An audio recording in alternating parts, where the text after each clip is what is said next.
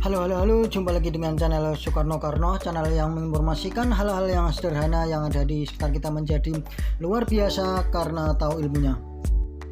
Kali ini saya akan berbagi informasi yang cukup menarik tentang 7 tanda-tanda apakah anak kita termasuk golongan jenius atau tidak ya. Karena sebagai orang tua kadang kita salah mempersepsikan.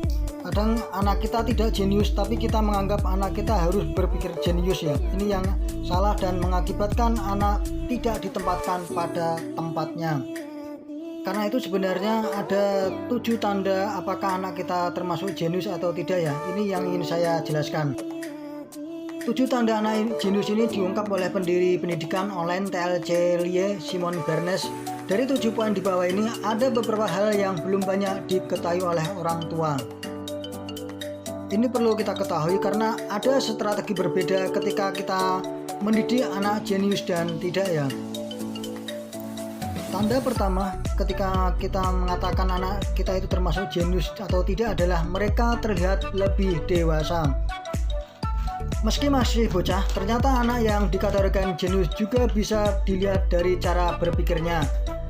Anak yang jenius salah satu tandanya adalah ia terlihat lebih dewasa dibanding dengan teman sebayanya.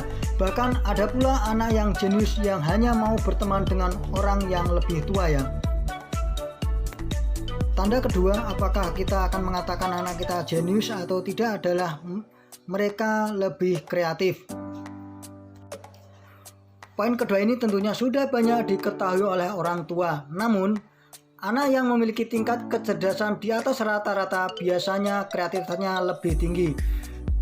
Kreativitas anak juga bisa dilihat ketika mereka mencari solusi dari sebuah permasalahan yang terjadi pada anak tersebut ya. Tanda yang ketiga, ketika kita mengatakan anak kita jenius atau tidak adalah mereka lebih mandiri. Jika anak kita cenderung mandiri, bisa jadi dia termasuk anak yang termasuk golongan jenius. Ini mandiri dalam beberapa kasus, misalnya mereka bisa menyelesaikan permasalahan sendiri, misalnya memasang sepatu, mencuci baju, dan sebagainya. Tanda yang keempat, apakah anak kita jenius adalah mereka tak pandai di segala bidang. Jika biasanya dianggap anak jenius bisa di segala bidang, justru ini sebaliknya ya. Tanda anak jenius keempat adalah mereka tak pandai di segala bidang atau bermacam-macam bidang. Biasanya anak-anak jenius ini menguasai satu bidang dan benar-benar menguasai sampai maksimal ya. Ini adalah tanda-tanda mereka anak jenius dan tidak mudah menyerah pada bidang-bidang tertentu yang mereka kuasai. Tanda kelima, apakah anak kita itu termasuk jenius atau tidak adalah mereka tidak mudah menyerah. Tanda anak jenius berikutnya adalah mereka tidak mudah menyerah.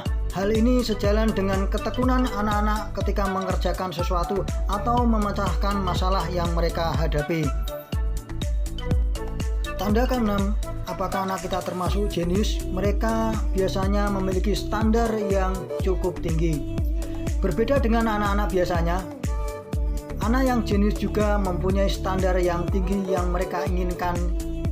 Dan mereka tidak akan menyerah bila keinginannya tidak akan tercapai dengan standar tinggi mereka ya.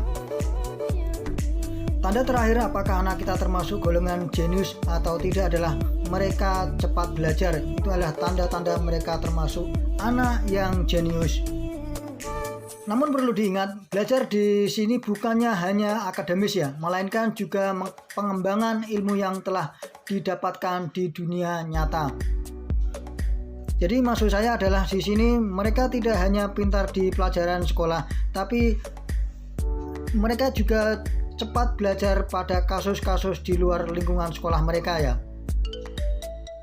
Itulah 7 tanda ketika kita menganggap anak kita jenius atau tidak. Jadi sekali lagi, jenius atau tidak sebenarnya itu tidak menjadi permasalahan yang utama.